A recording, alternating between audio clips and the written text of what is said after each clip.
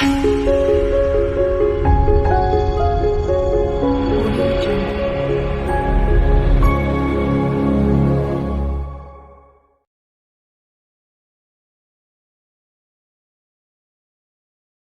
딸이 이제 네일 아트를 해요. 네일 아트를 하는데 신고한 걸 볼게. 이번에 종합소득세 신고한 거 매출 계산을 하고, 자 이렇게 보면은 매출 발행액이 있어요. 이렇게.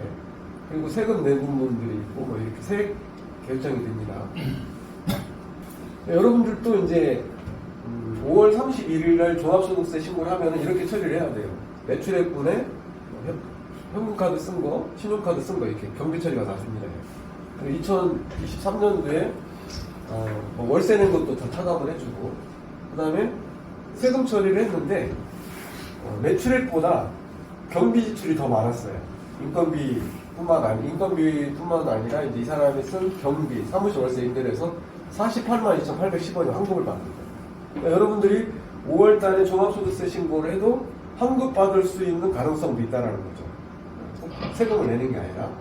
자, 여러분들이 이제 이 부분을 아셔야 되는데, 여러분들이 대부사업자를 내고 투자를 하셨을 때 이렇게 이제 법인 통장에 들어온 건이에요. 제가 여기 제 법인 통장인데, 자, 세무사무실에서 거래내역서를 뽑아달라고 해요. 3개월씩 거래내역서를 뽑아요. 그럼 여기 보면은 9천만 원이 입금이 됐잖아요. 법인 통장에. 그리고 당일날 9천만 원을 대출로 내보냈어요. 9천만 원에 입금을 시킬 때는 여러분들은 이렇게 재무제표에 이렇게 처리를 해야 돼요. 법인 통장에 돈이 입금이 되면은 대차대조표에 차면의 자산, 대변의 부채 플러스 자본인데, 법인 통장에 돈이 들어오면은 여기 내가 공공 대부, 제 대부니까 이렇게, 자, 대부 회사 입장에서는 돈이 들어오면은 그 돈이 자산의 부채예요. 자, 대부 회사 대표가 법인 통장에 돈을 입금을 시켰어요. 그러면 대부이사 주식회사하고 대부이사 대표하고는 별개의 개념이죠. 그러니까 대부이사 돈으로 법인 통장 돈이 입금이 되면 이 대부이사 입장에서는 부채예요. 그래서 저는 이 거래내역서에 똑같이 나오지만은 이 비고란에다가 여기다가 대출 채권 누구 돈을 내보냈다고 하면서 가수금 처리를 한 거예요. 차입금을. 그래서 법인 통장에 돈을 입금이 됐으면은 내가 입금을 했다. 그러면 이 사람들은 차입금 기록을 써주면은 계정 처리를, 회계 처리를 기장하시는 분이 이 회사 입장에서는 대표 돈이라 하더라도 가수금이니까 여기다 가수금 9천만 원 이렇게 표시를 하는 거예요. 그리고 이 반대 계정이 어떻게 돼요? 이 회사 입장에서는 부채지만 가수금이, 이 가수금을 가지고 대출 계정 과목이 있어야 될 거 아니에요. 회계 처리. 이게 대출 채권으로 이렇게 들어가는 거예요. 대출 채권 9천만 원 이렇게. 대출 채권은 이 회사 입장에서 자산이고, 이 돈이 상환이 되면 이 돈을 갚으면 되는 거예요. 여러분들이 이걸 모르셔도 되는데 기본적인 이론을 알고 계셔야 돼요. 왜냐하면 이 돈을 내보냈을 때 회계 처리를 어떻게 하냐는 거죠. 근데 여러분들이 이 처리를 이렇게 안 하면은 기장하시는 일부 우리 이제 이쪽에 맡기는 데에는 이것만 전문으로 7년 이상 했기 때문에 다 알아듣는데, 다른 곳에 맡길 때는 이 처리를 몰라요. 계정 과목을 어떻게 처리할지를. 그래서 법인 통장에 돈을 입금을 해서 대출로 내보낼 때에는 여러분들은 가수금 처리하고 대출 채권으로 이렇게 내보내야 된다. 그러면 이걸 회계사무실에서 알아서 결국 처리해요. 자, 좀 전에 말씀드린 그 대출 채무자, 개인 택시 하는 분을 돈을 내보냈어요. 이 친구 돈은 제 돈이 아니었어요. 제가 로봇 기호사기 현금흐름 4분면에서 3, 4분면에 다른 사람 돈으로 내보내고 10%나 12% 주고 나는 마진을 주고 5%를 먹는다고 그랬잖아요. 제 초등학교 동창 돈이에요. 4천만 원. 자, 이 돈도 이 회사 입장에서는 가수금이죠. 법인 통장에 돈이 들어왔으니까. 그래서 가수금 여기에 4천만 원이 찍히고 대출 채권으로 4천만 원을 내보내는 거예요. 그래서 중요한 건 여러분들이 법인 통장에 돈을 입금을 할 때 계정 과목을 명시를 해줘야 회계 처리하는 방법을 안다는 거예요. 세무사가. 그리고 여기 경비 처리하는 거 보면은 뭐 경조비 처리했죠. 여기 경조비, 생일 축하 화환비 8만 원, 뭐 수수료 들어오고 이자 지급, 여기 이자 들어오고 이거 부분. 그 다음에 내가 이제 여러분들이 사후 관리를 해주는 부분이 통신비 나오죠. 통신비. 그 다음에 법인카드를 썼을 때 식음료 샀을 때는 잡비 처리하고. 그러면 이 손익계산서에 보면은 여기 손익계산서에 차면의 비용, 대변의 수익인데, 좀 전에 살펴본 바와 같이 맨 먼저 중요하게 생각하는 부분 여기서 판관비라고 해요. 판관비. 판매비 및 일반 관리비. 여기는 제 인건비가 나옵니다. 인건비. 인건비는 급여하고 재수당이 나와요. 급여. 상여금 같이.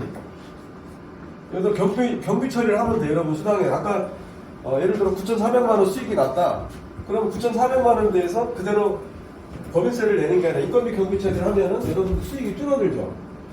법인세를 적게 내죠. 그리고 이제 여기 경비 처리를 할 때 경비의 대표적인 게 뭐냐면 업무 추진비예요. 여러분들이 커피를 사 먹는다든지 아니면은 식사를 한다든지. 여러분들 환영식 때 제가 처음에 식사 대접을 했잖아요. 점심값을. 그것도 법인카드를 썼어요. 그럼 업무 추진비에 해당되는 거예요. 그럼 여기 업무 추진비로 법인 통장에서 빠져나가는 거고, 여기 보면은 잡비 있잖아요. 잡비. 잡비는 여기 잡비. 그 다음에 전력 수도료 여기 수도료. 그 다음에 여기 보면은 기타. 저는 이제 차량비도 내니까 차량비. 여기 보면 건강관리비도 뺐어요. 건강관리비도 빼고 KVP. 그러면 여기 업무추진비로 KVP 이렇게 경비 처리를 하는 거예요. 그러니까 여러분들이 쓰는 카드는 저번에 보여드렸듯이 법인카드가 있고 체크카드가 있어요. 신용카드 같이.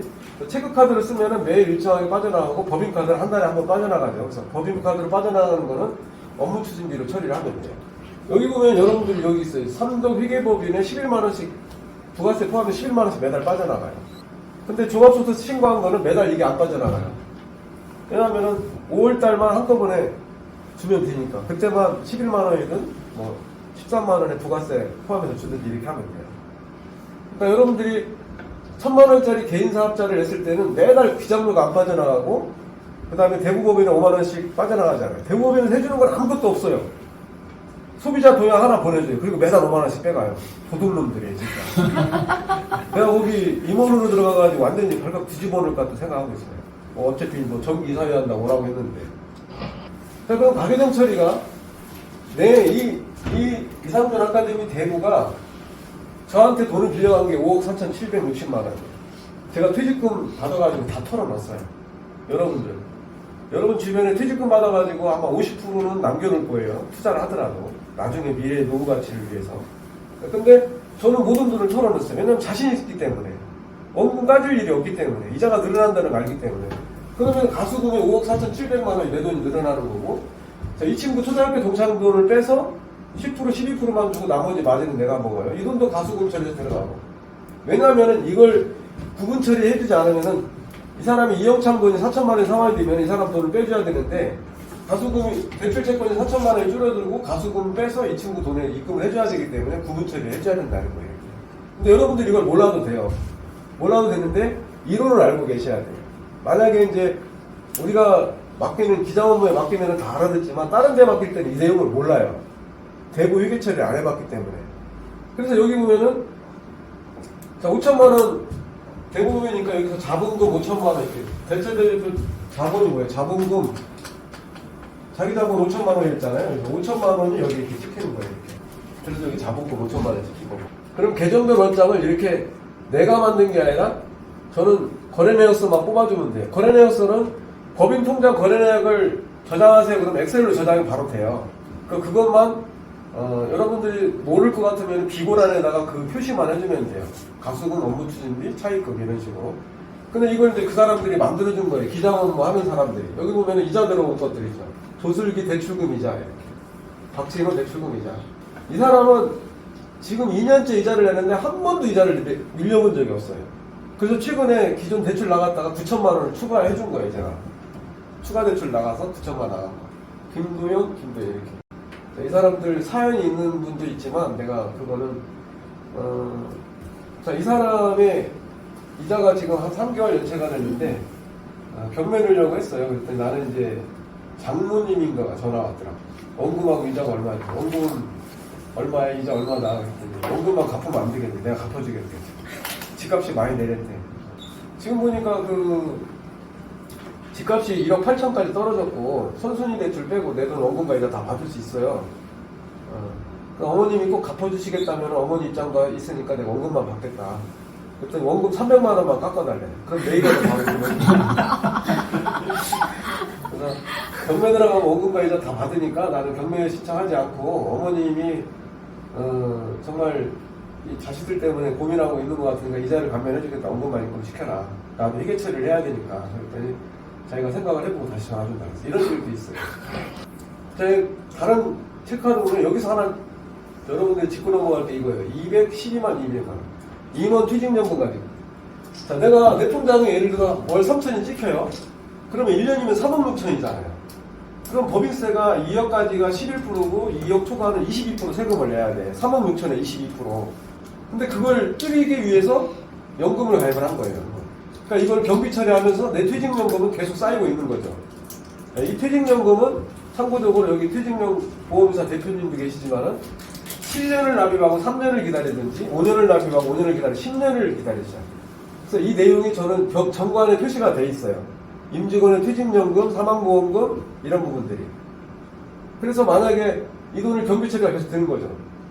저는 더 늘릴 수도 있어요. 이거는 500만 원을 늘릴 수도 있어요. 만약 이해가 많이 난다면. 그래서 아까 좀 전에 제 친구가 이번에 아까 15억까지 투자해서 1년 동안 1억 원을 다 썼다. 인건비 경비를 썼는데도 단기 순이익이 2억 5천이 났대요. 그래서 2억 5천에 2억까지가 22%잖아요. 아니 2억까지가 2% 11%잖아요. 2억 초반에 22%니까 2억 5천에 22% 세금을 내야 돼요. 그래서 세무사님이 이제 우리 여기 맡기는 세무사가 아닌데 전북은행당에다가 나가서 이제 세무시험 합격해가지는데 경비 좀 실컷을 하니까 왜 안 쓰고 지금 2억 5천이나 내가 세금을 22%나 내야 그게 뭐냐면 이거 처리를 안 했어요. 이거를 내가 이걸 알려줬어요. 500만 원씩 넣어놔라. 이건 없어지는 돈이라 나중에 찾을 수 있는 돈이다. 그리고 여기 보면은 뭐 다 10대비로 다 낸 거죠. 여기 조슬기 아까 이자 들어간 건데 여기 아까 좀 전에 말씀드린 것처럼 박진우 이자 들어오고 그 다음에 이제 제가 매출 내보냈던 것들 이렇게 나오는 것들 여기. 자, 그러면 계정별 원장을 이렇게 따로 또 이렇게 만들어줘요. 기장 업무 하는 사람이. 자, 여기 보면은 뭐 수수료 들어온 것도 있고 이자 지급된 것도 있고 경비채리 들어오고. 자, 재무제표를 보면은 이렇게 나와요. 여기 보면은 자, 여기 보면은 대출 채권 32억을 내보냈네. 32억. 그 다음에 뭐 미지급금도 있고 이렇게 경비 처리하고 당기 순이익까지 마이너스 표시가 되면 해년도로 넘어가요. 자본금 7억이네 여기. 그 다음에 영업비용, 판매, 복리후생비랑 접대비랑 다 나오잖아요. 경비 처리하는 방법들 말씀드립니다. 제 대부로 보면은 대출 채권이 6억 2,700 대부로 내보냈어요. 그럼 여기에 대출 채권이 6억 2,700이 나오는 거예요. 이 대출 채권의 대출금 이자가 여기 이렇게 나오죠. 대출금 이자 이렇게 찍히죠. 이게 이제 여기서 만약에 3억이다. 3억을 인건비경비 처리하면 3억에 대해서 22% 세금을 내야 돼요. 근데 인건비경비를 처리해서 3억 원을 좀이라도 줄여야 되겠죠. 그래서 여기 보면은 대출채권 6억 2,700 예금부터 미지급금 가수금 여기 가수금은 뭐라고 내가 줘야 될 돈이라고 그랬죠. 그 다음에 이거는 전년도 거예요. 전년도 거. 전기 거, 단기 거. 그 다음에 여기 보면은 제가 올해 대출금 이자 들어온 거하고 인건비 경비 처리하고 나오는 돈이 단기 순이익이 지금 얼마가 나면 1,900만 원이 나왔어요. 여기 11% 세금을 내야 돼. 자, 다른 업체에 보면은 이렇게 돼 있어요. 다른 업체 것도 대차대조표상에 이렇게 명시가 되고 계정가격이 이렇게 나와 있습니다. 지금 이제 법인 사업자가 11%에서 좀 내려온다고 얘기했는데 아직 통과는 안 돼 있고요. 여러분들이 이제 의료보험을 줄일 수 있는 방법들이 법인을 설립을 해서 여기에 인건비 처리를 하고 만약에 저 같은 경우는 딸이 대표로 돼 있으니까 딸 밑에 내가 의료보험이 들어오면은 의료보험 안 낼 수도 있고 내가 인건비 처리를 하지 않으면 그 다음에 지역 의료보험하고 직장 의료보험이 훨씬 싸죠. 거기로 들어가면은 의료보험을 반으로 줄일 수가 있어요. 다시 말씀드리면 여러분 자녀들이 개인적으로 지역 의료보험에 가입을 해서 의료보험이나 국민연금 4대 보험을 낼 거예요. 근데 여러분이 대표가 돼서 자녀들을 여러분 밑으로 넣었을 경우에는 그걸 내지 않아도 된다는 거죠. 아니면은 자녀 밑으로 여러분이 들어가서 세금을 안 내는 것과 같이 똑같이 그렇게 처리해서 세금을 줄일 수도 있어요. 그래서 여기 뭐 세금이 많이 줄어든다는 걸 금액으로 명시를 해준 거고. 자, 법인유형을 가져오는 방법들이 이제 이런 것들이에요. 대부분 가수금에서 가지급금 처리를 많이 해요. 가지급금은 일자 입장에서는 자산이에요. 그러면 횡령으로 많이 구속되는 대기업 대표님들이 이렇게 내가 만약에 여기서 2억 원을 빼고 싶어 그러면 가지급금 2억 원. 가지급금은 자산이니까 유사 입장에서는 2억 원. 근데 회사 대표 입장에서 언젠가 갚아야 돼요. 갚을 때는 이 2억 원 어떻게 처리할까? 예를 들어 회사 대표가 정관에 넣어놨어. 그러면은 2억 원에 대해서 가지급금 처리하고 2억 원을 사망보험으로 주면 돼요. 퇴직금형으로 대체할 수도 있어요. 가지급금은 이 회사 입장에서는 받을 돈이고 회사 대표가 가져간 건 언젠가 갚아야 되니까 퇴직금을 해지한다든지 제조업을 하시는 분도 있지만 제조업 같은 경우는 상표권이라든지 아니면 특허권을 가지고 2억 원을 대체해서 빼는 경우도 있어요. 회사들은. 그러니까 여러분은 반대로 법인 설립을 하고 뺐을 때 이렇게 빼갈 수도 있다는 거예요. 정관에 그 내용을 명시를 해주셔야 돼요. 저 같은 경우는 아까 212만 원 하나생명이 우리 수강생이 했는데 저도 몰랐어요. 수익이 나면은 이 방법이 있다. 212만 원씩을 내니까 그 사람이 그 보험료 소득이 엄청나게 수익을 받았다 하더라고. 그래서 백화점에서 옷 한 벌을 사줬어요. 얼마를 받았길래 210만 원씩 매달 내요. 10년짜리. 그럼 얼마씩을 받는 거예요, 수수료를? 10년짜리. 10년짜리 종신보험이에요? 네. 백톤 탄 거예요. 그러니까 백화점에서 옷 한 벌 사주고도 남지. 어쨌든 그렇게 경비 처리하는 걸 나도 몰랐는데 경비 처리해서 나중에 한꺼번에 가져오는 방법. 뭐 개인 사업자나 법인 사업자는 여러분들이 알아서 하시는데 4억 원, 3억에서 4억 원까지는 1,000만 원짜리 개인 사업자가 여러분의 일이에요. 자, 여기 보면은 여러분들이 대부 사업자를 낼 때는 이렇게 대부업체 현장 점검할 때 이렇게 와요.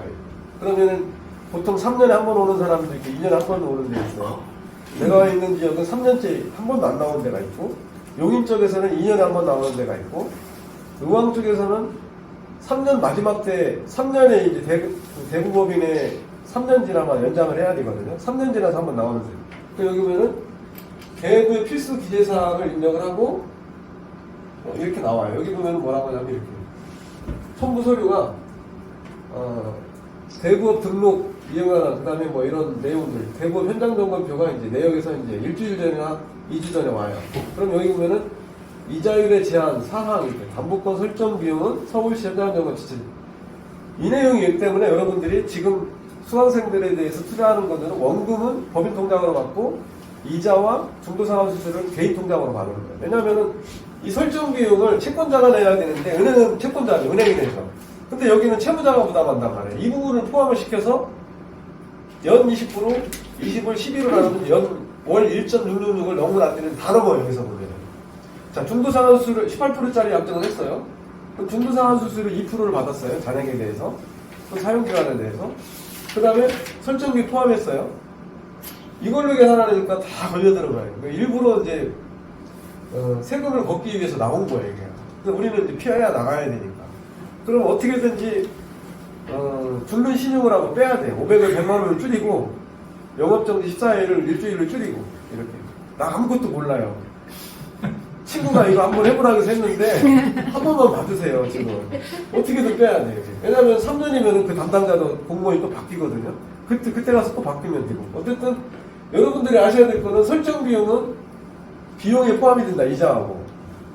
그러니까 이거를 지금 엄청나게 따지고 지금 체크를 하고 점검을 하고 지적을 한다는 거. 이거에 다 걸려들어요. 설정 비용을 여러분이 내면 안 되는데. 그래서 최근에 걸려들어가는 대부법인은 설정 5건을 했는데 설정 비용 명세서를 뽑아오라고 법무사한테 비용을 뽑아오고 이걸 채무자한테 다 돌려주래요. 그럼 지정하지 않겠다고.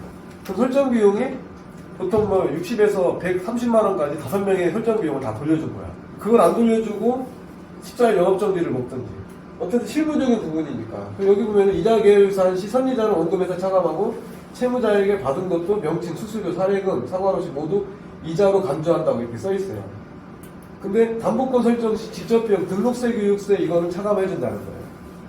그 법무사 비용에 보면 오른쪽에 기본공제료가 있고 왼쪽에 기본공제료가 있고 오른쪽에는 등록세, 교육세, 채권 매입비가 있는데 그거는 경비로 처리해 주지 않겠다는 거예요. 그래서 그걸 빼고 나머지는 채무자 통장에 돈을 다 넣어주라고 했어요. 지적받는 내용이. 그래서 월 20% 월 1.66 연 20%를 넘지 않기 위해서는 여러분들이 계좌를 따로따로 해야 된다. 이게 바로 대부업 등의 등록 및 이용자에 관한 법률에서 다 걸려 들어가는. 여기 보면은 비용이 있잖아요. 기본보수. 이거는 지역에 따라 다르니까 이 기본보수는 어떻게 책정이 될까요? 이거는 채권 취구액에 따라 기본보수가 달라져요. 그리고 여기 보면은 교통비는 인천이냐 부산에 따라 달라질 거고. 그리고 여기 보면은 지방세, 교육세, 채권 할인금까지 해서 217만 5천 원을 돌려줘야 돼. 5명에 대해서 1,000만 원을 채무자한테 돌려줘야 돼. 그러니까 월 1.66 연이 10% 넘으면 안 되니까. 여기도 보면은 51만 5천 원 근저당권 이전하는 건데 51만 5천 원이고 이거는 경비를 인정해주겠다는 거예요. 이걸 다 돌려주라는 거예요. 법무사 비용을. 이 부분도 상당히 여러분들이 아셔야 될 내용들이에요. 시간이 다 됐는데 여기 보면은 조세채권은 국세와 지방세는 안 했는데 우리가 대출 나갈 당시에 국세 지방세 안납증명서를 받는 이유가 세금 체납을 막기 위해서입니다. 그래서 여러분들이 여기에 배당되는 거는 지금 세금 계산서를 발행해준다. 그런 데서는 부가세를 3개월에 한 번씩 내야 돼요. 저도 3개월에 300만 원, 500만 원씩을 내고 있어요. 그리고 여러분들은 법인세를 내야 되고 그 다음에 여러분들이 이제 5천만 원 자기 자본에 주식으로 5천만 원을 냈는데 딸한테 50%를 남겨주고 싶어. 2,500만 원. 그때는 증권거래세가 발생해요. 그 다음에 여기 이런 부분은 세금을 내야 되는 부분이고 여러분들 뭐 사업하시는 분들이니까 부가세 납부하는 기관들은 다 아실 거고 재무제표는 여러분들이 대차배제표와 손익계산서를 이야기하는데 이거를 여러분들이 법무사에 맡기지 아니 세무사 사무실에 맡기지 않을 경우에는 전자공시 시스템에 가서 여러분들이 직접 입력을 하셔야 돼요. 근데 내가 11만 원씩 주기 때문에 이걸 다 처리를 하는 거죠. 대차대표는 말씀드린 것처럼 유동자산, 1년에 현금화할 수 있는 것들, 유동부채 1년에 부채로 받을 수 있는 것들. 그래서 대부분 유동자산은 대출 채권에 유동자산이 많이 포함이 돼요. 그 다음에 자본금 여기 있죠. 자본이익금. 자산, 부채, 자본으로 나누는데 여러분들이 대출 채권과 가지입금이 주로 이루어지는 것들이 아까 이제 재무제표를 살펴본 바와 같이 그쪽에서 다양하게 나눠지는 거고 손익계산서는 매출액 대비 매출원가를 빼고 그래서 이익이 나오죠. 여기서 이제 아무것도 처리를 하지 않으면 여러분들은 여기서 2억 원이 11% 세금 증세에 포함해서 2억 원 초과해서 22% 그래서 그 대차대조표와 손익계산서가 이게 구분이 되는데 대차대조표와 손익계산서는 이렇게 연동이 돼 있어요. 이 대출채권에 대출금 이자가 들어오니까 수익. 이 이익에 대해서 경비 처리를 하지 않으면 세금을 많이 내니까 인건비 경비로 처리를 하는 거예요. 지금 이제 우리 1,000만 원짜리 사업자를 내고 벤츠 하나를 뽑아서 할부금을 내는 분도 있고 보험료도 납부하고 통신비도 법인 대표 통신도 여기 핸드폰 요금으로 나갈 수가 있어요. 저 같은 경우는 차량비도 계속 차량이 이제 법인차로 안 샀기 때문에 법인으로 사는 경우에는 기름값하고 자동차 보험료, 자동차세 다 철부가 되죠. 그 다음에 법인 대표 핸드폰 요금도 여기서 빠져나가게 할 수가 있어요. 다 경비 처리하는 거죠. 제가 31년 동안 직장 생활을 하면서 가난해졌어요. 연봉 1억이 넘어야 됩니다. 왜냐면은 내 개인 카드를 쓰게 되잖아요. 그리고 가끔 이제 회사에 법인카드를 쓰지만 법인카드 한도가 정해져 있어요. 마음대로 못 써. 또 직원들도 식사도 해야 되고 회식도 해야 되니까. 그런데 월급 타면 80%가 다 빠져나가는 거예요. 그래서 여기서는 내가 법인카드로 다 쓰기 때문에 다 쓰고도 돈이 남아. 아까 200씩, 300씩 퇴직연금 가입을 하고. 그렇게 법인카드를 쓰니까 수익이 많이 남아서 안전하게 시간적 경제적 자율이 됐다는 걸 말씀을 드립니다.